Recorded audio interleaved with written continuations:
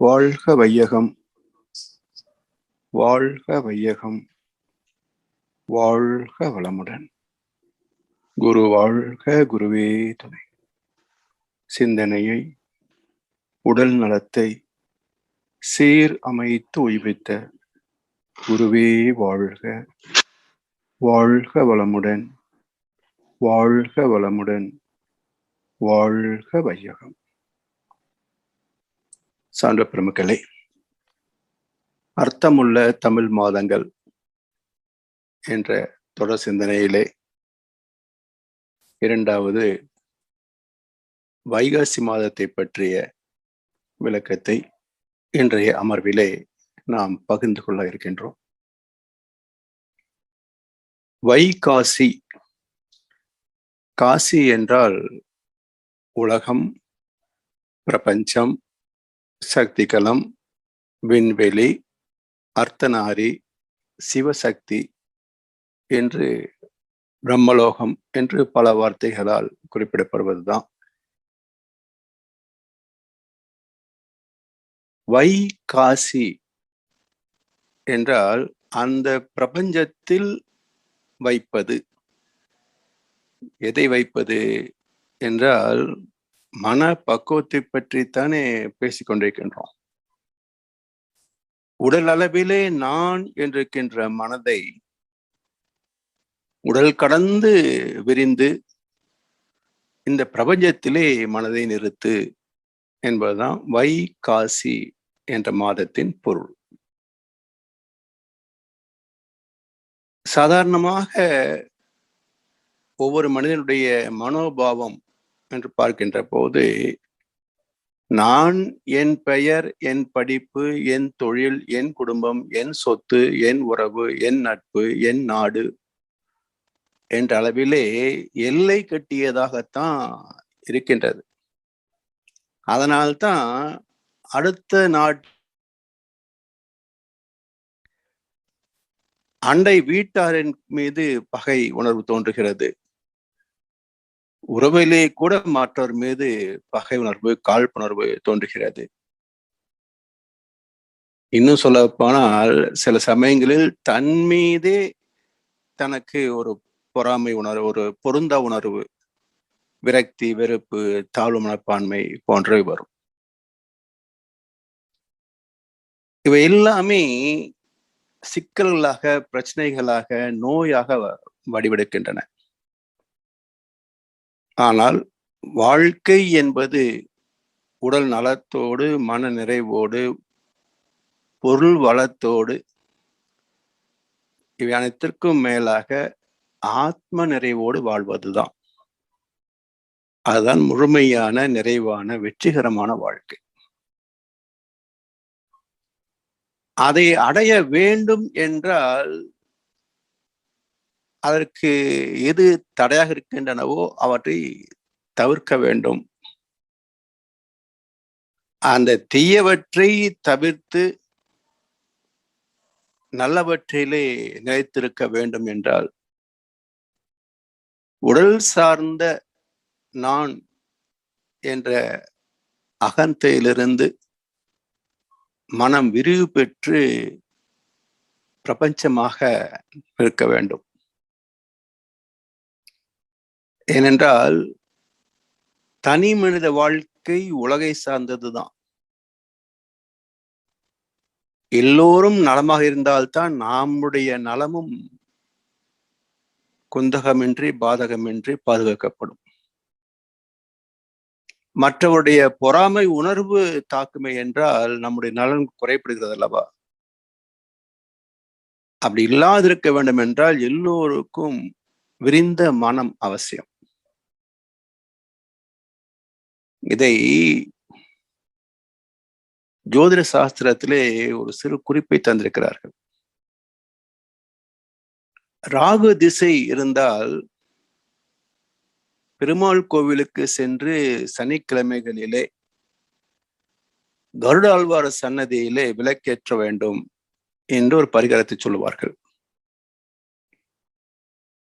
இது எப்படி நம் பிரச்சனைக்கு தீர்வாகும்? சனிக்கிழமைகளிலே பெருமாள் கோவிலில் சென்று கருடாழ்வார் சன்னதியிலே ஒரு விளக்கை ஏற்றுவதன் மூலம் என் பிரச்சனை எப்படி தீரும் என்று சிந்தித்தால் இதனுடைய உட்பொருள் இதே வைகாசியில் வந்து முடியும். அது என்ன என்றால், ஒரு சிக்கல் ஏதோ ஒன்று பொருந்தாதது, அதுக்கு காரணம் ராகுனுடைய அலைவீச்சு என்று ஜோதிடம் சொல்கிறது. இப்ப அந்த பரிகாரத்தை செய்ய வேண்டும்.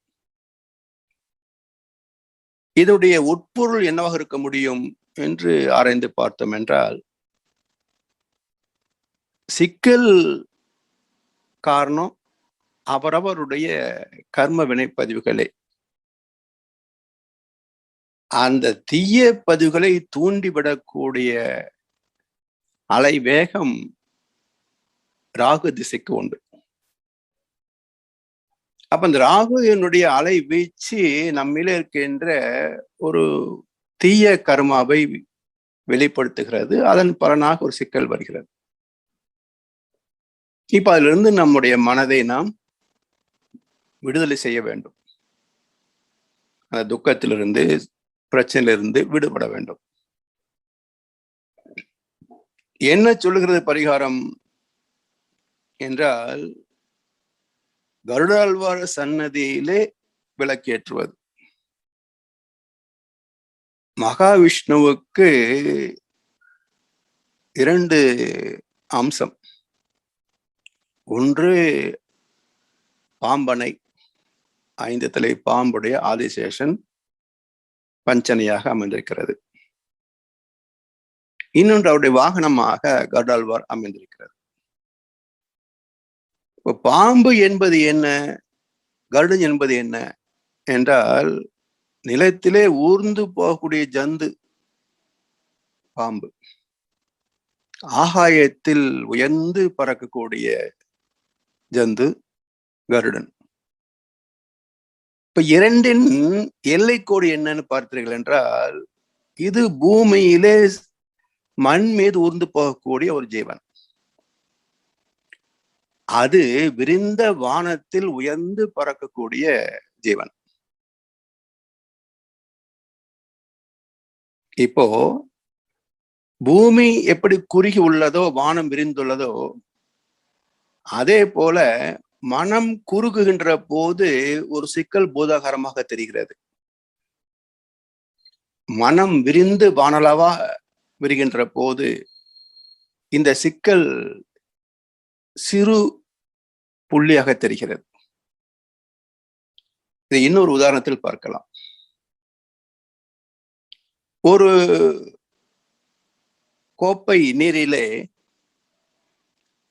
2 தேக்கரண்டி உப்பை கலந்தால் அந்த நீரை குடிக்க இயலுமா? என்ன பிரச்சனை? கோப்பை நீர் நமக்கு பிரச்சனை அல்ல. அதிலே கலக்கப்பட்டு 2 தேக்கரண்டி உப்பு தான் பிரச்சனை. இப்போ உப்பு நமது பிரச்சனை. அந்த பிரச்சனையே ஒரு பெரிய குடம் நீரிலே கலந்து விட்டால், இப்போ அந்த உப்பு அங்கே தெரிகிறதா என்றால் மிக லேசாக தெரியுமே தவிர, அது சொன்னால் தான் தெரியும், பார்த்தால் தான் தெரியுமே தவிர, இல்லை என்றால் தெரியாது. அப்போ நம்முடைய பிரச்சனை 2 தேக்கரண்டி உப்பு என்றால், கோப்பை நீரிலே நம்மை பாதித்தது, குடம் நீரிலே நம்மை பாதிக்கவில்லை. இதே போல நான் என் பிரச்சனை என்று உடல் அளவிலே சிக்கி பார்க்கின்ற போது அது சிக்கலாக தெரிகிறது.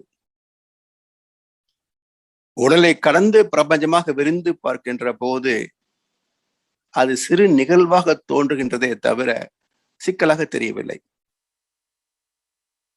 எனவே இந்த உடல் கடந்த மனம் எந்த விதமான நோயோ, பிரச்சனையோ, சிக்கலோ, பற்றாக்குறையோ, பகையோ இதுல சிக்குவது இல்லை. அதனால் மனதை விரித்து பிரபஞ்சமாக வைத்துக்கொள். மயக்கத்தின் விழிப்புக்கு இதுதான் அவசியம் என்று சித்திரைக்கு அடுத்த மாதமாக வைகாசி வைத்தார்கள்.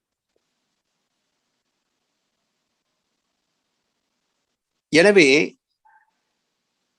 எல்லாருக்கும் எல்லாமும் நிறைவாக கிடைத்துவிட்டால் போட்டியும் இல்லை, பொறாமையும் இல்லை, திருடுவதும் பிச்செடுப்பதும் பட்டினிச்சாவும் கூட இருக்காது. அதனால் நான் என்ற உடல் அளவில் சிக்கியிருக்கின்ற மக்கள் இயற்கையில் நமக்கு வேண்டியதெல்லாம் இறைநிலை நிறைவாக தந்திருக்கிறது, குறையொன்றும் இல்லை மறைமூர்த்தி கண்ணா என்ற நிறைவை பெறுகின்ற போது வாழ்க்கை நிறைவு பெறுகிறது. அதைத்தான் வைகாசி விசாகம் என்றால், விசாலப்படுத்துவது மனதை, விசாலப்படுத்துவது விசாகம். அப்ப மனதை பிரபஞ்சத்தில் வைத்து விசாலமாக்கி கொண்டால் வாழ்க்கை வசந்தமாகும். அதை வள்ளுவ பெருந்தகை சொல்லுவார், பற்றுக பற்று அற்றான் பற்றினை அப்பற்றை பற்றுக பற்றுவிடற்கு. அதாவது உடல் சார்ந்த புலன் சார்ந்த பற்றுகளிலே இருந்து விலக வேண்டும் என்றால் மாற்று வழி என்ன? பற்று அற்றான் பற்றினை பற்றிவிடு என்கிறார். இறைவனுக்கு எந்த பற்றும் கிடையாது. என் பிரபஞ்சம், என் கோள்கள், என் ஜீவராசிகள், என் பக்தர்கள், என் நாத்திகர்கள் என்று எந்த பேதமும் இறைவனுக்கு கிடையாது. வேண்டுதல் வேண்டாம இலான் என்ற வள்ளுவ பெருந்தகை. அப்படி எந்த பற்றும் இல்லாத அந்த பரம்பொருளை பற்றிக்கொள். பற்றுக பற்றற்றான் பற்றினை அப்பற்றை பற்றுக பற்றுவிடற்கு. அதாவது இன்னும் சொல்ல போனால் மனதின் இயல்பே ஒன்றை பற்றி கொண்டு தொங்குவதுதான். மனதின் இயல்பே ஏதாவது ஒன்றை பற்றி கொண்டு அலல் படுவது மனதின் இயல்பு. கிளைக்கு கிளை தாவுகின்ற குரங்கு போல ஆசைக்கு ஆசை, பிரச்சனைக்கு பிரச்சனை தாவுகின்ற குரங்கு மன மனிதர்கள் வாழ்கின்ற நாடுதான் கிஷ்கிந்தை. இந்த உலகமே கிஷ்கிந்தை தான். எனவே பற்றி கொள்ள வேண்டிய பரம்பொருளை பற்ற தவறியதால் பற்றி கொண்ட அனைத்தும் பற்றாக்குறையாகவே உணரப்படுகின்றன. பற்றி கொண்ட அனைத்தும் பற்றாக்குறையாகவே உணரப்படுகின்றது. நிறைவு பெறவும் வழி இல்லை, விட்டு விலகவும் முடியவில்லை. புலிவாலை பிடித்த கதையாக வாழ்க்கை அல்லல் படுகிறது. இதிலிருந்து விடுதலை பெறுவதற்கு கண்ணாசன் அருமையான ஒரு வரியை சொன்னார். நாளை பொழுதை இறைவனுக்கு அளித்து நடக்கும் வாழ்வில் அமைதியை தேடு. உனக்கும் கீழே உள்ளவர் கோடி நினைத்து பார்த்து நிம்மதி நாடு. இந்த 4 வரிகளை அவ்வப்போது மனதிலே திரும்ப திரும்ப நினைத்து கொண்டே இருந்தால் மனம் தானாக மகிழ்ச்சியை நோக்கி பயணிக்க தொடங்கிவிடும். நாளை பொழுதை இறைவனுக்கு அளித்து நடக்கும் வாழ்வில் அமைதியை தேடு. உனக்கும் கீழே உள்ளவர் கோடி நினைத்து பார்த்து நிம்மதி நாடு. அந்த நிம்மதி என்ற சொல்லே அற்புதமான பொருளை தனக்குள் வைத்திருக்கிறது. அது என்ன என்றால் 4 எழுத்து நிம்மதி, ஒரு வார்த்தை. முதல் எழுத்தையும் இறுதி எழுத்தையும் இணைத்தால் நிதி என்று வரும். நிதி என்றால் செல்வம், பணம். இந்த 2 எழுத்துக்களுக்கு மத்தியில் இருப்பது என்ன? இம், ஓம், ஆம். இம் என்றால் பிரணவ பொருள், இறைவன். ம என்றால் மனிதன், மனம். அப்போ பணத்துக்கு இடையிலே இறைவனும் மனிதனும் சிக்கிக்கொண்டு அல்லல் படுகிறார்கள். அதனால் அந்த நிதியில் இருக்கின்ற பற்றை கொஞ்சம் விலக்கி வை, நிம்மதி கிடைக்கும்.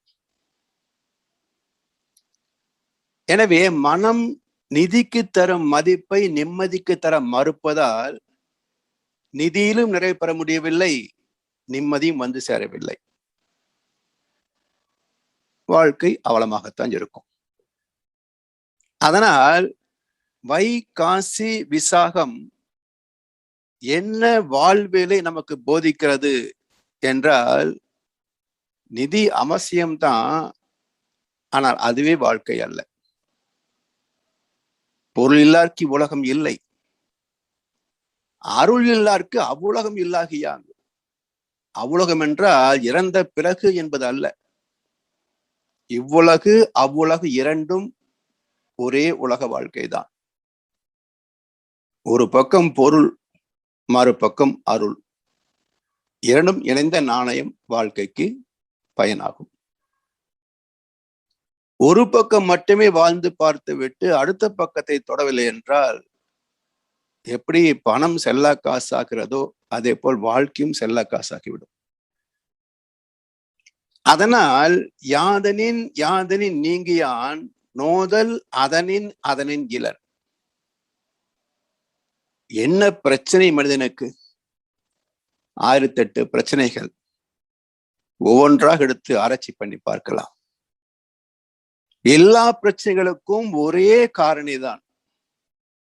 என்ன? மனம் அதிலே சிக்கி இருக்கிறது.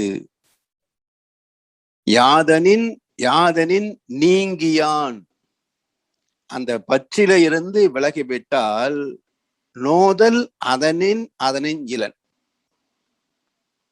அந்த பிரச்சனையிலிருந்து நீ விடுபட்டு விடுகின்றாய். அப்ப எந்தெந்த பொருளின் மீது, உறவின் மீது, வசதியின் மீது மனம் சிக்கி இருக்கிறதோ அதுவே சிக்கல். அதிலிருந்து விலகிவிட்டால் சிக்கலும் விலகிவிடுகிறது. அது இன்னும் ஒரு நுட்பத்தை வைத்தார் வள்ளுவர் இந்த குறளிலே. யாதனின் யாதனின் நீங்கியான் நோதல் அதனின் அதனின் இலன். இந்த சொற்களை உச்சரிக்கின்ற போது உதடுகள் ஒட்டாது. அப்ப குறளின் பொருளை வார்த்தை அமைப்பிலேயே தந்துவிட்டார் வள்ளுவர் பெருந்தகை. ஒட்டினால் துன்பம், ஒட்டவில்லை என்றால் துன்பம் இல்லை. அப்போ மனதை விலக்குவது, உடலை விலக்க வேண்டாம். குடும்பம், உறவு, தொழில், பந்தம், பாசம் எல்லாம் இருக்கட்டும், மனதை மட்டும் கொஞ்சம் விலக்கிவிடு என்கிறார்கள் மகான். அதை ராமகிருஷ்ண பரமஹம்சர் எளிமையாக சொல்லுவார். பணக்கார வீட்டு வேலைக்காரியை போல இந்த உலகத்திலே வாழ கற்றுக்கொள்.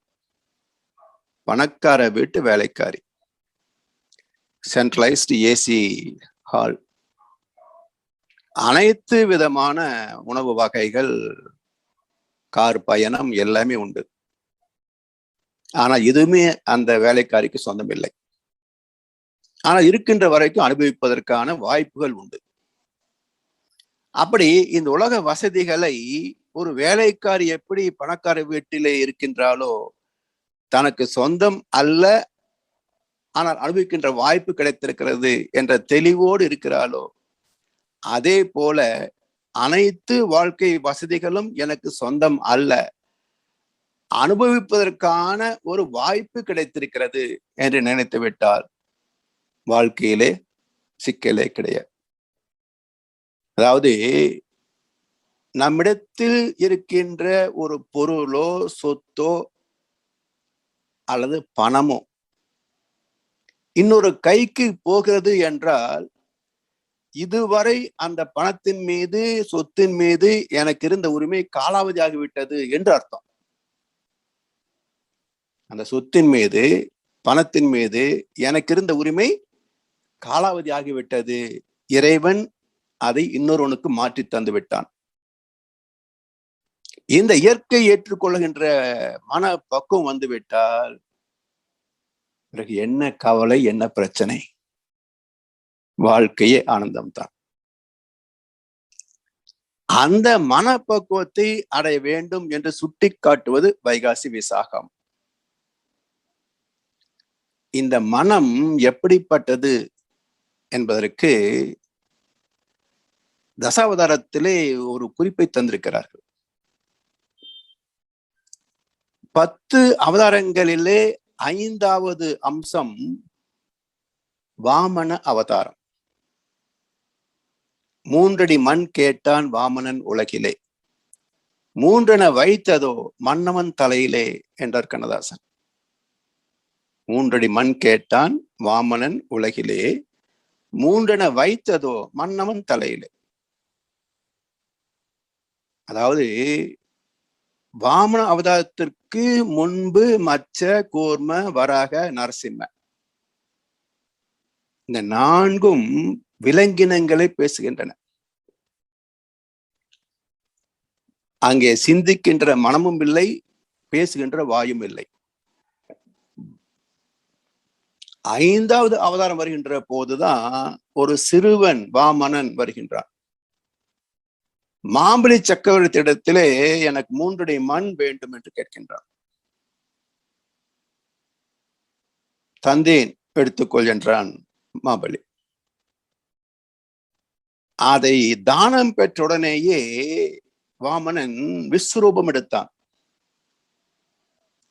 1 அடியால் பூமியை அளந்தான், மறு அடியால் மேல்லோகத்தை அளந்தான். 3வது அடிக்கு இடம் எங்கே என்று கேட்டான். என் தலையிலே வை என்றான், வைத்தான். இது காலம் காலமாக நாம் கேட்டுக்கின்ற கதை. இதை கொஞ்சம் அறிவுபூர்வமாக சிந்தித்து பார்த்தால் பல கேள்விகளுக்கு விடை கிடைக்காது. ஒன்று, இது நிகழ்ந்த காலம் சில 1000 ஆண்டுகளுக்கு முன்பு. விரிந்த பூமி, குறைந்த மக்கள், 3 அடிக்கு என்ன பிரச்சனை? சரி, 1 அடியால் பூமியை அளந்தான். பூமியின் அளவு 25,000 மைல் சுற்றளவு. மறு அடியால் மேல்லோகத்தை அளந்தான். மேல்லோகத்தின் அளவு என்ன என்று இன்று வரைக்கும் விஞ்ஞானம் அளக்க முடியவில்லை. இன்னும் சொல்ல போனால் மில்கிவே கேலக்சி என்ற ஒரு மண்டலத்தில் 10,000 கோடி சூரிய குடும்பங்கள் உள்ளன. அவற்றிலே ஒரு சூரிய குடும்பம் தான் நாம் வாழ்கின்ற இந்த சூரிய குடும்பம். இந்த மண்டலத்தை போல 1008 மண்டலங்கள் உள்ளது மேல்லோகம். அப்போ 25,000 மைல் சுற்றுலா உள்ள பூமியை 1 அடியில் அளந்து விட்டு அளப்பரிய பிரபஞ்சத்தை 200 அடியால் அளந்தான் என்றால் ஒரு காலின் அளவு என்ன, மறு காலின் அளவு என்ன? இறைவன் சப்பானியா? சரி, அடுத்து இந்த உலகத்தை தானம் தருவதற்கு மாபலிக்கு உரிமை கிடையாது. அவனும் சக்கரவர்த்தி, ஒரு குறிப்பிட்ட எல்லைக்குத்தான் அவன் உரிமை உள்ளவன். அவன் வாழ்ந்த காலகட்டத்தில் மற்ற பகுதியில் வேறு மன்னர்கள் ஆண்டு கொண்டிருப்பார்கள். ஒட்டுமொத்த பூமி மாபலி தானம் தர முடியாது. சரி, தானம் பெற்றது ஒரு வடிவம், அளந்தது விஸ்வரூபம். இது பேசிக்கலி நல் அண்ட் வாய்ட். சட்டத்திலே அடிப்படை தவறு. எதிலே தானம் தரப்பட்டதோ அந்த ஒரு வடிவத்தில் தான் அளக்க வேண்டுமே தவிர, தானம் பெற்ற பிறகு உருவத்தை மாற்றுவது, அளவுகோலை மாற்றுவது சட்டப்படி செல்லாது, தர்மத்தின்படியும் செல்லாது. அப்ப எத்தனை கேள்விகளுக்கும் விளக்கம் என்ன? கேள்வி மட்டும் கேட்டால் நாத்திகம், கதையை மட்டும் நம்பினால் பக்தி மார்க்கம். இரண்டுக்கும் இடையில விசிஷ்டாத்வைதம். 2 பேருக்கும் விளக்கம் சொல்லியாக வேண்டும். அதுதான் வேத்திரியம் செய்கிறது. இங்க பக்திக்கும் விளக்கம் கிடைக்கும், நாத்திகத்துக்கும் விளக்கம் கிடைக்கும். சரி, இதன் விளக்கம் என்ன? 4 அவதாரங்களில் விலங்குகளாக பேச்சின்றி மனமின்றி வந்த பரிணாமம்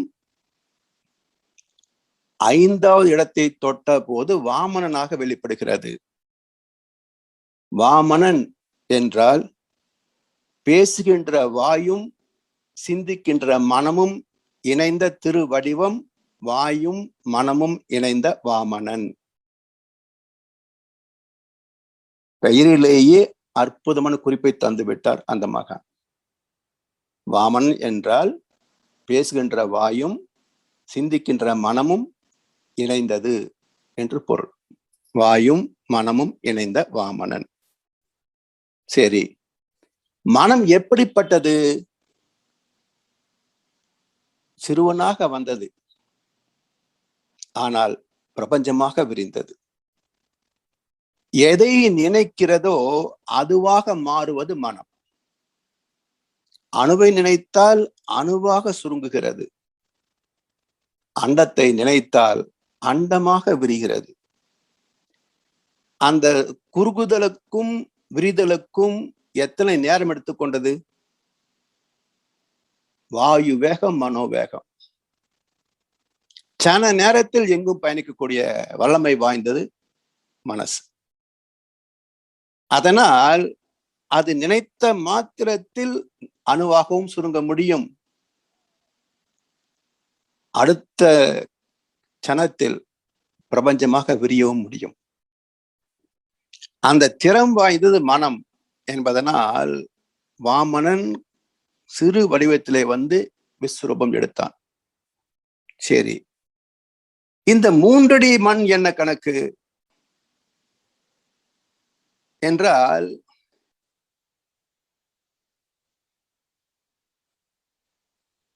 இதுவரை அதாவது உடலளவில் எல்லை கட்டி இயங்குகின்ற மனம் அது எவ்வளவு மேன்மைகளை பெற்றாலும் அடைந்தாலும் நிறைவு பெறுவது இல்லை.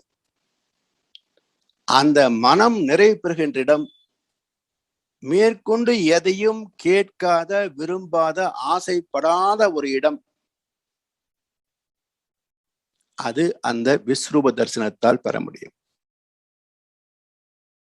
எனவே இந்த பூமி பஞ்சபூதங்களால் ஆன ஒரு கோள். அப்ப பூமியை முதல் அடியில் அளந்தான் என்றால் பஞ்சபூத தத்துவத்தை அறிந்தான் என்று பொருள். 2வது அடியால் மேல்லோகத்தை அளந்தான் என்றால் விஸ்வரூப தரிசனமாக மனம் விரிந்தது என்று பொருள். அப்படி விரிந்து விட்டால் அது நிறைவு பெற்றுவிடும். அதற்கு என்ன செய்வது என்றால், தலையில் இருக்கின்ற ஆணவத்தை அழிக்க வேண்டும் என்பதே மாபலியின் தலையில் வைத்த 3வது அடி. அப்போ 3 அடி தத்துவம் என்ன என்றால், பஞ்சபூதத்தை அறிந்து அதுவேதான் எல்லாமாக பிரபஞ்சமாக விரிந்தது என்று மனம் விரிந்து அதனோடு லயமாகின்ற போது இந்த உடல் உணர்ச்சிகள் அவனை பந்தப்படுத்த முடிவது இல்லை. அப்படி விரிந்த நிலைக்கு போவதற்கு ஒரே ஒரு தடைதான் நான் என்ற பற்றுதல், ஆணவம். அதை நீக்கிவிட்டால் மனிதன் தெய்வமாகின்றான். தெய்வத்துக்கு தேவைகள் கிடையாது. இந்த பக்குவத்தை கண்ணதாசன் அழகாக 4 வரிகளை சொன்னார். கேள்வி வரும்போது பதில் ஒன்று வேண்டும், கேட்க நினைக்காத மனம் ஒன்று வேண்டும், வாழ்வை உனதாக நீ வாழ வேண்டும், மனதை மனதாக நீ காண வேண்டும். 4 வரிகளில் அற்புதமான தத்துவங்கள். கேள்வி வரும்போது பதில் ஒன்று வேண்டும். நான் ஏன் பிறந்தேன்? ஏன் இப்படி வாழ்கிறேன்? எனக்கு ஏன் சிக்கல் வருகிறது? எனக்கு ஏன் வெற்றி தோல்வி? ஏன் இன்ப துன்பம்? ஏன் லாப நட்டம்? என்று எந்த கேள்வியை கேட்டாலும், தன்னை பற்றியோ இன்னும் நுணுகி இந்த பிரபஞ்சத்தை, தெய்வத்தை பற்றி கேள்வி எழுப்பினாலோ, அந்த கேள்விக்குரிய விடையை அகக்காட்சியாக காட்டுகின்ற பெறக்கூடிய இடம் துரியாதீதம், சக்தி களம். அந்த மன அலைவேகம் தீட்டா டெல்டா ஃப்ரீக்வன்சி 7 முதல் 1 வரை உள்ள அலை நீளத்திலே மனம் ஒடுங்கினால் அத்தனை ஐயப்பாடுகளுக்கும் விளக்கம் கிடைக்கும். அப்ப மனம் அந்த இடத்தை தொட வேண்டும். கேள்வி வரும் போது பதில் ஒன்று வேண்டும். அப்படி தொட்டு விட்டால் கேட்க நினைக்காத மனம் ஒன்று கிடைக்கும். மனம் ஒடுங்கி 7 முதல் 1 என்ற அலைச்சொலுக்கு போய்விட்டால் அது பிரபஞ்சமாக விஸ்வரூபத்தில் நிலைத்துவிடும். விஸ்வரூபம் பெற்ற பிறகு உடல் அங்கே இருக்காது, உணர்வுச்சிகள் இருக்காது, தேவைகளும் இருக்காது, மனமும் இருக்காது. அது கேட்க நினைக்காத பக்குவம். அதுக்கு என்ன செய்ய வேண்டும், எங்கே தொடங்குவது பக்குவத்தை என்றால், வாழ்வை உனதாக நீ வாழ வேண்டும். என் உடல், என் மனம், என் அறிவு, என் வாழ்க்கை, என் பயணம் என்று தன்னை மையப்படுத்தி சொல்ல வேண்டும். வாழ்வை உனதாக நீ வாழ வேண்டும். ஆனால் இப்போது நம்முடைய வாழ்க்கை நம் கையில் இருக்கிறதாக எல்லோரும் நினைக்கிறார்கள். ஆனால் செய்தித்தாளை பார்க்கின்ற போது பல பிரச்சனைகளுக்கு ஆளாகிறான். தொலைக்காட்சியில் விளம்பரை பார்க்கின்ற போது பல பொருட்களுக்கு வாங்க வேண்டும் என்ற ஆசைக்கு அடிமையாகிறான். அப்ப இன்றைய காலகட்டத்தில் சுதந்திர புருஷன் எவனும் இல்லை. எல்லோரும் சுதந்திர நாட்டின் அடிமைகளே. ஆசைக்கு அடிமை, கோபத்துக்கு அடிமை, பணத்துக்கு அடிமை, பதவிக்கு அடிமை, அடிமைகள் நிறைந்த நாடு இது, உலகம் இது. எனவே இதை மாற்றி வாழ்வை உனதாக நீ வாழ வேண்டும். அப்படி தொடங்குகின்ற போது மனதை மனமாக நீ காண வேண்டும். மனதின் இயல்பு குரங்கு. அடித்தாலும் அணைத்தாலும் அடங்கி விடாது. அப்படியே விட்டுவிட்டால் முடிவும் இராது. நயத்தாலும் பயத்தாலும் அடங்கி விடாது. நமக்குள்ளே இருந்து கொண்டு நன்மை தராது. மனம் ஒரு குரங்கு, மனித மனம் ஒரு குரங்கு. இந்த கிஷ்கிந்தை குரங்கை புரிந்து கொண்டு விட்டால், அதன் இயல்பு அப்படித்தான், எதையாவது பற்றி கொண்டு தொங்கிக் கொண்டு இருப்பது அதன் இயல்பு. இதெல்லாம் ஒரு பொருட்டாக கொண்டால் வாழ்க்கை என்னாவது என்று இந்த மனதை 3வது மனிதன் போல ஒரு பார்வையாளனாக பார்க்கின்ற பக்குவத்தை பெறுவது. மனதை மனதாக நீ காண வேண்டும். Be an observer, not a participator. அப்படி அதை சாட்சி பாவனையாக பார்க்க தொடங்கினால் மனம் செயலற்று போகும். எனவே வைகாசி விசாகத்தை எப்படி அடைவது என்ற சூட்சுமத்தை 4 வரிகளில் தந்தார் கண்ணதாசன். எனவே உடலளவில் தான் தனது என்ற எல்லைகளுக்குள் சிறைப்பட்டிருக்கின்ற நம்முடைய மனம், இதை விரித்து விசாலமாக்குவதே ஆத்ம விடுதலை, வைகாசி விசாகம். இதுதான் உண்மையான விளக்கம். வைகாசி விசாகத்தின் உண்மை விளக்கம் இதுதான். இதை உணர்ந்து நலம் பெற வேண்டும் என்ற கருத்தை மையப்படுத்தித்தான் மாதங்களுக்கு பெயர்களை சூட்டிய ஞானிகள் சிறந்த வார்த்தைகளை தேர்ந்தெடுத்து வைத்தார்கள். இது சாமானியுடைய அறிவுக்கு எட்டக்கூடிய வார்த்தைகள் அல்ல. இதை விளக்குவதற்காக சொல்லப்பட்ட புராண கதையிலே ஒன்று கந்த புராணம். காந்தம் ஸ்காந்த புராணம் தான் மருவி கந்த புராணமானது. அந்த காந்தத்தை பற்றிய அறிவை பெற வேண்டும். சிவம் ஈர்ப்பு சக்தி, அதிலிருந்து தோன்றிய விளக்கும் சக்தி, இரண்டும் இணைந்தது பிரம்மா என்ற விண் சக்தி. அதிலிருந்து 4 பூதங்கள் தோன்றியது சதுர்த்தி விநாயகன். அவற்றோடு காந்தாற்றல் ஊடுருவியே சுத்தவெளியிலிருந்து மனிதன் வரைக்கும் பயணித்து அழுத்தம், ஒளி, ஒளி, சுவை, மனம் மற்றும் உணர்கின்ற மனமாக 6 வகைகளிலே காந்தம் விரிந்திருப்பதால் அந்த கந்தனை அறிய வேண்டும் என்று ஆறுமுக கடவுள் என்று கந்த பெருமானை தந்து, அது மட்டுமல்ல, கந்தனுடைய பிறப்புக்கே ஒரு நோக்கத்தை வைத்தார். என்ன நோக்கம்? சூரனை வதம் செய்வது என்று ஒரு கணக்கை வைத்தார்கள். அப்போ முருகனின் பிறப்பின் நோக்கம் சூரனை வதம் செய்வது. சூரன் யார்? அசகாய சூரன். அனைத்தும் சாதிக்க வல்லவன் மனசு. ஆனால் மனதுக்கு ஒரு பலவீனம் என்ன என்றால் ஆணவத்திற்கும் பொருளுக்கும் அடிமையாவது. அதிலே செய்யக்கூடிய அதர்மங்கள், அதுல என்ன துன்பப்படும்? இந்த உடலே துன்பப்படும். உடல் உறுப்புகள் பாழ்படுவதற்கு காரணம் என்ன என்று சிந்தித்து பாருங்களேன். வறுமையில இல்லாத வியாதிகள் வசதி வந்த பிறகு வந்ததுக்கு காரணம் என்ன? வறுமையில் இருப்பவனுக்கு வியாதிகள் உண்டா? வசதி வந்தவனுக்கு வியாதி இல்லாமல் போகுமா? அப்ப வறுமையில் காணாத வியாதி வசதியில் வந்தது ஏன் என்றால், நினைத்த உடனேயே அனுபவிக்கின்ற வசதி வந்துவிட்டால் உடல் உறுப்புகள் பாழ்படும். அளவுக்கு அதிகமாக பயன்படுத்துகின்ற போது உணவு, உழைப்பு, உறக்கம், தாம்பத்தியம், ஆசைகள் அளவுக்கு அதிகமாக போகின்ற போது உடலும் ஈடு கொடுக்க முடியாமல் துவண்டு போகும், சோர்வடையும். மனமும் அதை ஈடு கொடுக்க முடியாமல் தளர்வடையும். Stress and strain. Mind stress, body strain. மன இறுக்கம், உடல் சோர்வு, விளைவு வியாதிகளும் பல வகை சிக்கல்களும். அதனால் தேவர்கள் என்ற இந்த புலன்கள் துன்பப்படும் பத்மனிடத்தில்.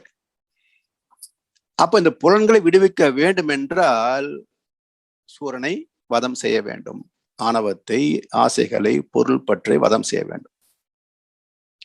அதை மையப்படுத்தியதுதான் விசாகத்தின் கதாநாயகன் முருகன். முருகன் பிறந்த நாள் வைகாசி மாசம், விசாக நட்சத்திரம். விசாலமான விண்வெளிக்கு மூலம் ஆதிசிவமான சுத்தவெளி. அந்த ஆதிசிவத்திலிருந்து பிறந்த காந்த கடவுள் முருகன். விசாகத்திலிருந்து 14வது இடத்தில் உள்ளது கார்த்திகை நட்சத்திரம். அதனால் கார்த்திகை பெண்கள் முருகனை வளர்த்ததாக ஒரு குறிப்பு உண்டு. 14 வயதை தொடுகின்ற போது அந்த 6 குழந்தைகளையும் ஒரே குழந்தையாக கந்தனாக சக்தி அரவணைக்கிறாள். அதன் பிறகு சக்தி ஆயுதத்தை தருகிறாள். சிவன் அஷ்டதிக்பாலர்களையும், பிறகு அவர் துணையாக அவருடைய பேரின் ஒருமை அனுப்பி வைக்கிறார்கள். பிறகு அங்கே போய் சூரனை வதம் செய்வதாக கதை. சரி, இதன் உட்பொருள் என்ன என்றால், 14வது வயதிலேயே தன்னுள் இருக்கின்ற சூரன் என்ற ஆணவத்தை அடையாளம் கண்டு வதம் செய்யவில்லை என்றால் பிறகு வாழ்நாளிலே அந்த ஆணவத்தை அழிப்பது மிக மிக கடினம். அந்த கருத்தை மையப்படுத்திதான் விசாகத்தில் பிறந்த முருகன் 14வது என்ற கணக்கிலே கார்த்திகையிலே சூரனை வதம் செய்கின்றான். அது மட்டுமில்ல, மனதின் பிறப்பிடமே 14 முதல் 40 அலை வேகம்தான். மனித மனதுக்கு அனுபவங்கள் பதிகின்ற, பிரதிபலிக்கின்ற காந்த அலைக்களத்தின் வேகம் என்ன என்றால் 14 முதல் 40 வரை உள்ள 27 அலை நீளங்களிலே தான் பதியுதல் உண்டாகும். அது மட்டுமல்ல, இந்த விசாகத்திலே அலகு குத்தி, பால் காவடி எடுத்து, பால் குடம் எடுத்து பாத யாத்திரை சென்று முருகனை ஸ்தலத்திலே வழிபடுவது என்பது பக்தி மார்க்கம். இதனுடைய உட்பொருள் என்ன என்று பார்க்கணும். மனதுக்கு மையம் வித்து சக்தி. அதனால் வைகாசி விசாகத்தில் முருகனுக்கு பால் காவடி எடுக்க வேண்டும் என்பது தத்துவார்த்தம். அடுத்து அழகு குத்துவது எதற்காக என்றால், அழகு குத்திய நாக்கினால் வாயினால் பேச முடியாது. மனமே முருகனின் மயில் வாகனம். மனதை அறிய வேண்டும் என்றால் மௌனம்தான் சிறந்த வழி. வாய் மூடி புலன் அடங்கி மௌனத்தில் ஆழ்கின்ற போதுதான் மனம் தன்னை அறியும், தன் மூலமாகிய அறிவை அறியும், அறிவாகிய தெய்வத்தை அறியும். அதனால் அழகு குத்துவது. பிறகு காவடி ஏந்துதல் என்றால், காவடி என்பது ஒரு வகையான தியானம், தவம். அதாவது புரு மத்தி என்கின்ற ஆக்னா சக்கரத்திற்கும் பின் மண்டையிலுக்கென்ற பிடரி கண்ணுக்கும் இடையிலே ஒரு காவடி ஆடுவது போல மனதை முன்னும் பின்னும் அசைத்து அசைத்து அசைத்து லயமாகினால் அங்கே மனோன்மணி வாசல் திறக்கும். மன உள் மணி மனோன்மணி என்று சொல்லுவார்கள். அந்த துரிய வாசல் திறந்தால் அதற்கு இன்னொரு பெயர் வைத்தார்கள், கேட் வே டு காட், பிரம்மரந்தர் என்று பெயர் வைத்தார்கள். இறைவனை அறிவதற்கான நுழைவாயில் என்று பொருள், பிரம்மரந்தர் என்றார். அதற்கு காவடி எடுப்பது. பாத யாத்திரை எதற்காக என்றால், சுத்த தேகமே சுத்த மனசுக்கு அடிப்படை. தேகம் சுத்தமானால் மனசு சுத்தமாகும். தேகத்தை சுத்தப்படுத்துகின்ற வகை என்ன என்றால் உபவாசம், உண்ணா நோன்பு, அதே போல நடைப்பயிற்சி. இந்த இரண்டும் உடலை சுத்தப்படுத்தும். சுத்த தேகம் சுத்த மனசுக்கு வழிவகுக்கும். இப்படி இந்த சடங்குகளை எல்லாம் அர்த்தம் புரிந்து செய்திருந்தால் முருக பக்தர்கள் ஞானிகள் ஆகியிருப்பார்கள். இன்னொரு சாமி, இன்னொரு கடவுள், இன்னொரு மதம் என்று இடம் மாற மாட்டார்கள். காரணம் என்ன என்றால், இந்த அர்த்தத்தை அனர்த்தமாக்குவதற்கென்றே ஒரு கும்பல் இருக்கிறது உலகத்துல. அவர் செய்கின்ற கூத்துகளால், வியாக்கியானங்களால், விளம்பரங்களால் சமுதாயம் உண்மையான ஆன்மீகத்தை ஏற்க மறுக்கிறது. அதாவது ஒரு கருத்தை தெளிவாக புரிந்து கொள்ளாமல் எதிர்ப்பது ஆபத்தானது. அதைவிட பல மடங்கு ஆபத்தானது ஒரு கருத்தை புரிந்து கொள்ளாமல் ஏற்றுக்கொள்வது. நாத்திகம் என்று எதிர்ப்பது பெரிய புத்திசாலித்தனம் அல்ல, அது ஒரு ஆபத்தான விளையாட்டு தான். அதே போல பக்தன் என்று எதையும் ஏற்றுக்கொள்வது அதைவிட ஆபத்தான விளையாட்டு. பொருள் விரயம், உழைப்பு விரயம், இன்னும் சில சமயங்களில் நிம்மதியும் கற்பும் விரயமாகும். இதெல்லாம் பார்க்கின்றோமே. அப்ப காரணம் என்ன? இது போன்ற அதீதமான நம்பிக்கை, யாரை எங்கே நம்புவது என்ற தெளிவில்லாமல் நம்புகின்ற போது உண்மையான குருமார்களை புறக்கணித்து விட்டு போலிவாதிகளிடத்திலே சரணடைந்து விடுகிறார்கள். அவனுக்குரிய வேலைத்தானே செய்வான். எனவே ஒரு கருத்தை தெளிவாக அலசி ஆராய்ந்து பார்க்க வேண்டும். சொல்லால் மட்டும் நம்பாதே, சுயமாய் சிந்தித்தே தெளிவாய். எப்பொருள் யார் யார் வாய் கேட்பினும் அப்பொருள் மெய்ப்பொருள் காண்பது அறிவு. அதை பயன்படுத்தவில்லை என்றால் வாழ்க்கை காப்பாற்றிக் கொள்ள முடியாது. அதாவது ஆலய வழிபாட்டிலே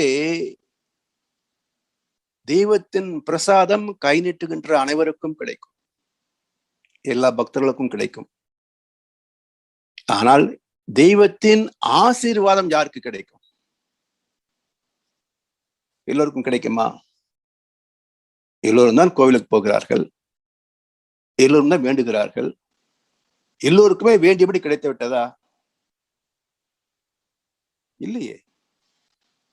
அப்போ தெய்வத்தின் ஆசீர்வாதம் யாருக்கு கிடைக்கும் என்றால், தெய்வ நீதிக்கு பயந்து வாழ்கின்ற பக்தர்களுக்கு மட்டும்தான் கிடைக்கும் என்பதை பக்தர்களுக்கு யாரும் சொல்லித் தருவது இல்லை. இன்னும் சொல்ல போனால், பல ஆலயங்களிலே இன்றைய காலகட்டத்துல நீ என்ன தவறு செய்தாலும் பரவாயில்லை, பரிகாரம் செய்துவிட்டால் இறைவன் மன்னித்து விடுவான் என்று பேசுகிறார்கள். இது எவ்வளவு ஆபத்தான விளையாட்டு என்பது யாரும் புரிந்து கொள்ளவே இல்லை. தர்மம் தவறிய வாழ்க்கை பாதுகாப்பளிக்குமா? மனத்துக்கண் மாசு இளன் ஆதல் அனைத்து அரண் ஆகல நிரப்பெற. மனம் தெளிவடைந்தால், மனம் பக்குவமடைந்தால் மட்டுமே ஒரு மனிதனுக்கு பாதுகாப்பாக இருக்குமே தவிர, கலங்கப்பட்ட மனதுக்கு எந்த வகையிலேயும் பாதுகாப்பு கிடைக்காது என்று தீர்ப்பளித்தவர் வள்ளுவ பெருந்தகை. அதையே தான் எல்லா பக்தி மார்க்க நூல்களும் பேசுகின்றன. கருத்துக்களை திசை மாற்றி விட்டு விட்டார்கள். மக்களுக்கும் அதை நம்புவது சாதகமாக இருக்கிறது. நீ எந்த அதர்மத்தை செய்தாலும் பரிகாரம் செய்தால் விலகிவிடும் என்று சொன்னால், அதர்மத்தை நாடுகின்ற பக்தர்களுக்கு ரொம்ப சௌகரியம். கொலைகள் செய்பவனும் கொள்ளையடிப்பவனும் கோவிலை கட்டுவதற்காக பாவத்தின் சம்பளத்தை சாமிக்கு தந்துவிட்டு காசு பணத்தை மீண்டும் என்ன என்றார் ஒரு பழைய பாட்டில. அதுதான் பக்தி மார்க்க கூட்டமே தவிர, தர்மத்தை நேசிப்பவர்கள் யோசிப்பார்கள்.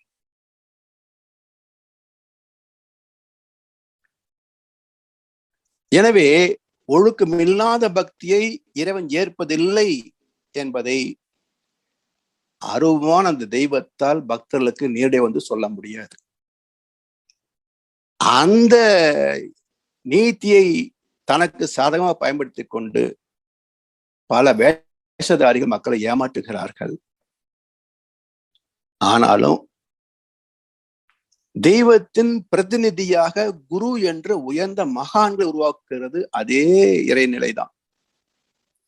அன்பர்களே வாரீர், அறிவின் இருப்பிடம் அறிந்து இன்பமுற அன்பர்களே வாரீர் என்று அழைக்கத்தான் செய்கிறார்கள். அந்த அழைப்பை ஏற்றால் துன்பம் நீங்கும், வாழ்வு வளம் பெறும். அதை புறம் தள்ளிவிட்டால் என்ன கதி? பட்டுத்தான் தீரும் என்றால், கெட்டுத்தான் மாறும் என்றால், புத்திக்கு விளையது என்றார் கண்ணதாசன். ஓடத்தை பார்த்த பின்னும் வெள்ளத்தில் நீந்தி சென்றால் சொந்தத்தில் அறிவேது. ஓடம் இல்லாத போது நீந்தி போவது புத்திசாலித்தனம் தான். ஓடம் இருக்கின்ற போது நான் நீந்தித்தான் போவேன் என்றால் என்ன புத்திசாலித்தனம்? எனவே ஓடத்தை பார்த்த பின்னும் வெள்ளத்தில் நீந்தி சென்றால் சொந்தத்தில் அறிவேது. பட்டுத்தான் தீரும் என்றால், கெட்டுத்தான் மாறும் என்றால் புத்திக்கு விளையேது. அதனால் இதெல்லாம் மாறி வர வேண்டும் என்பதைத்தான் மனம் பழுத்த நிலைதான ஞானம். அதை சுட்டி காட்டியதுதான் அந்த ஞானப்பழ நாடகம். அதுல கூட பாருங்க, முருகனுக்கு சினம் வந்து போய் நின்ற இடம் பழனி மலை. பழம் நீ, பழுத்த நிலை வரும் வரையில் நீ நான் என்றோம். பழுத்த நிலை வரும் வரையில் நீ நான் என்றோம். துவைத்தம். பதமடைந்தோம் ஒன்றானோம். அத்வைத்தம், பரமானந்தம். அதனால் இறைநிலத்திலே பூர்ணமாக சரணடைகின்ற போது கெட்ட எண்ணமோ கெட்டதை செய்ய வேண்டும் என்ற வேகமும் வராது. அதற்காகத்தான் சரணடைவது என்ற ஒரு மிக பெரிய வார்த்தையை பயன்படுத்தினார்கள். சரணாகதி என்பது சாதாரணமான வார்த்தை அல்ல, உயர்ந்த பக்குவத்தை குறிக்கக்கூடிய வார்த்தை. வந்த வினையும் வருகின்ற வல்வினையும் கந்தன் என்று சொல்ல கலங்குமே. பல பக்தர்கள், பலர் அல்ல, எல்லா பக்தர்களும் இதற்கு என்ன விளக்கம் சொல்கிறார்கள்? வந்த வினையும், வந்த துன்பம், வருகின்ற வல்வினையும், வரப்போகின்ற துன்பங்கள் கந்தன் என்று சொல்ல கலங்குமே. அப்படியே நடுநடுங்கி ஓடியே போயிடும். யாருக்கு போச்சு? யாருக்கு போச்சு? ப்ரூஃப் எங்க? அப்ப என்ன பொருள் இதற்கு? வினை என்றால் செயல். வந்த வினை அதர்மத்தை செய் என்று ஒரு ஆசை இப்ப நிற்கிறது. அதற்கான கதவு திறந்து வைத்திருக்கிறது. இதை செய்தால் உனக்கு ஏகப்பட்ட லாபம் வரும், பதவி உயர்வு கிடைக்கும் என்று அதர்மத்திற்கு வாசல் திறந்து வைத்திருக்கிறது. வந்த வினை. வருகின்ற வல்வினை, இதை விட உயர்ந்த பதவி தரப்போகிறேன், இந்த அதர்மத்தை செய்தால் இதோட பெரிய அதர்மத்தை நீ செய்யலாம். ஒரு கொலை செய்தாயா, 10 கொலை செய்தாயா, ஒரு கொலை செய்தால் நீ அரசியல்வாதி, 10 கொலை செய்தால் மந்திரி. மிகப்பெரிய ஒன்று நிற்கிறது. இந்த அதர்மத்திலிருந்து நான் தப்புவது எப்படி? இந்த பாவத்தை செய்யாமல் நான் தப்பிப்பது எப்படி? வந்த வினையும் வருகின்ற வல்வினையும் கந்தன் என்று சொல்ல கலங்குமே. நீ தெய்வத்தை நம்பி, முருகனை நம்பி சரணடைந்து விடு. அப்படி சரணடைந்து விட்டால் ஆசைகள் உன்னை சிறை பிடிக்க முடியாது, மனம் உன்னை பந்தப்படுத்த முடியாது. அப்ப தர்மம் சார்ந்த வாழ்க்கை உனக்கு உத்தரவாதம் கிடைக்கும். எனவே வினைகள் தான் கலங்குமே தவிர விளைவு கலங்காது. வினைக்கும் விளைவுக்கும் மிக பெரும் பேதம் உண்டு. வினை என்பது செயல், விளைவு என்பது செயலுக்கு வருகின்ற பலன். அப்ப நல்லதை செய்தால் புண்ணியம் வந்து சேரும், கெட்டதை செய்தால் பாவம் வந்து சேரும். பாவத்தின் விளைவு துன்பங்கள், புண்ணியத்தின் விளைவு இன்பங்கள். அப்ப நமக்கோ நம் சந்ததிக்கோ என்ன வேண்டும் என்பதை நாம் தீர்மானித்து அதற்கு தகுந்தபடி செயல்பட வேண்டும். ஒன்றை ஆசைப்பட்டு விட்டு இன்னொன்றை செய்தால் பலன் வராது. ஏனென்றால் இறைவனுடைய தீர்ப்பு துல்லியமான தீர்ப்பு. யாருடைய பிரார்த்தனைக்காகவோ வேண்டுதலுக்காகவோ அபிஷேக ஆராதனைக்காகவோ அங்கே மாற்றி எழுதப்படுவதே கிடையாது. அவ்வளவு துல்லியமான நீதிமன்றம் அந்த இறைவனுடைய நீதிமன்றம். எனவே அதை புரிந்து கொள்ள வேண்டும். அதற்குத்தான் இந்த மனதை விசாலப்படுத்து. மனம் பக்குவமானால் வாழ்க்கை வசந்தமா. அதற்கே ஒரு கவியை சொல்லி நிறைவு செய்கின்றேன். ஆண்டி போல வேஷமிட்டு அவன் இருப்பானாம், அவனை அரசன் போல சிங்காரித்து தேர்ந்தெடுப்பாராம். வேண்டியவர் வேண்டாதவர் அவனுக்கு இல்லை, மன வீட்டுக்குள்ளே அவன் இருந்தும் காண்பவர் இல்லை. பழனி மலையில முருகன் கோமநாடியாக இருப்பார். ஏன்னா ஞானப்பழத்துக்கு சண்டை போட்டுக்கிட்டு இங்க வந்துட்டார் இல்லையா? அப்போ முற்றும் துறந்து பழனிக்கு ஆண்டி கோலத்துல வந்து விட்டார். ஆண்டி போல வேஷமிட்டு அவன் இருப்பானாம். சிவனே தான் முருகனா வந்தான். அப்ப முருகனே இங்கே ஒரு நாடகம் ஆடுகின்றார். முற்றும் துறந்து விட்டால் ஞானம் பெறலாம் என்று ஒரு பாடத்தை காட்டுகின்றார். ஆண்டி போல வேஷமிட்டு அவன் இருப்பானாம். ஆனால் பழனியிலே நாம் போகின்ற போது ராஜ அலங்காரம் பார்த்த பிறகு வருவதுதான் நமக்கு சிறப்புன்னு சொல்வார்கள். அபிஷேகம் ஆராதனை எல்லாம் முடிந்து அலங்காரம் முடிந்த பிறகு ராஜ கோலத்தை பார்த்தால்தான் நாம் ராஜா போல வாழ முடியும் என்று ஒரு ஐதீகம் உண்டு. அவனை அரசன் போல சிங்காரித்து தேர் இழுப்பாரார் தங்கரதம். ஆனால் உண்மை என்ன? வேண்டியவர் வேண்டாதவர் அவனுக்கு இல்லை. இவன் சும்மா வந்து கும்பிட்டு விட்டு போனானா? இவர் தங்கரதம் இழுத்தாரா? அவருக்கு அள்ளி கொடு, இவனுக்கு எண்ணி கொடு என்று பேதம் பார்ப்பவன் அல்ல முருகன். வேண்டியவர் வேண்டாதவர் அவனுக்கு இல்லை. சரி, அவருடைய வீடு எது? பழனியா, இல்ல அறுபடை வீடா, இல்ல குன்றிருக்கும் இடமெல்லாம் குமரன் இருக்கும் இடமா என்றால் அவனுடைய இடம் என்ன? மன வீட்டுக்குள்ளே அவன் இருந்தும் காண்பவர் இல்லை. நம்முடைய இருதயத்திற்குள்ளாகவே நமக்குள்ளாகவே கொடுக்கின்றிருக்கின்றான் இறைவன். வீட்டுக்குள்ள இருக்கின்ற இறைவனை இவன் மனதை விட்டு உள்ளே பயணித்து அவனை தேடுவதை விட்டு விட்டு வெளியிலே போய் தேடுகின்றான். கருணை பொங்கும் உள்ளம் அது கடவுள் வாழும் இல்லம். கருணை மறந்தே வாழ்கின்றார், தினம் கடவுளை தேடி அலைகின்றார்.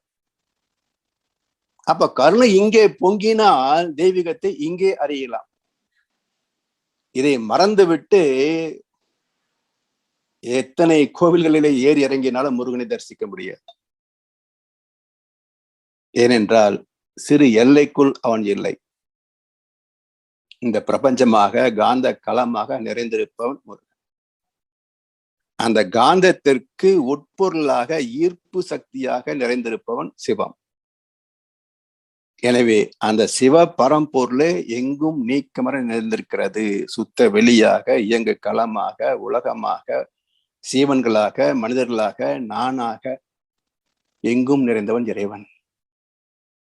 யார் ஒருவன் எல்லா பொருட்களிலும் என்னை காண வல்லவனோ, எனக்குள்ளாக அனைத்தையும் காண வல்லவனோ, அவன் என்னை விட்டு நீங்குவதில்லை, நானும் அவனை விட்டு விலகுவதில்லை என்பது கீதையின் சாரம். எனவே இந்த கருத்தை புரிந்து கொண்டு உண்மையான வைகாசி விசாகத்தில் உண்மையான முருகனை தரிசிப்பதற்கு நம்முடைய மனதை உள்நோக்கி திருப்ப வேண்டும். தன்னுள் தன்னை தேடும் முயற்சி தவம். தவத்தின் மூலமாக மட்டுமே மனம் ஒடுங்கும். மனம் ஒடுங்கினால் மட்டுமே பிரபஞ்சமாக விரியும். அப்படி விரிந்தால் மட்டுமே ஆனந்தம் அனுபவமாகும். விசாகம் நமக்கு நிறைவை தரும்.